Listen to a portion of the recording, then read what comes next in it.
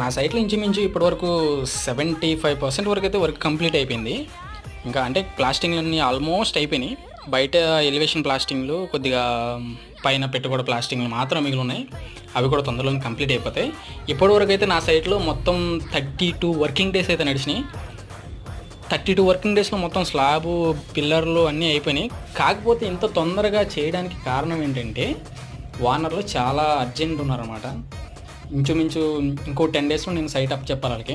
అందుకోసం చెప్పేసి నేను చాలా బిజీగా వర్క్ చేయించాల్సి వస్తుంది. నేను ఈ సైట్‌కి ముహూర్తం చేసి ఇంచుమించు 60 డేస్ అవుతుంది. 60 డేస్‌లో 22 డేస్ స్లాబ్ మీద ఉండిపోయింది. అంటే సెంటరింగ్ తోటి ఉండిపోయింది.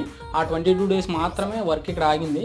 మిగతా వర్క్ అంతా 32 డేస్‌లో అంటే మొత్తం స్లాబు, పిల్లర్లు అన్నీ వేసుకొని 32 డేస్ వర్కింగ్ డేస్‌లో ఈ వర్క్ అయితే కంప్లీట్ చేశాను.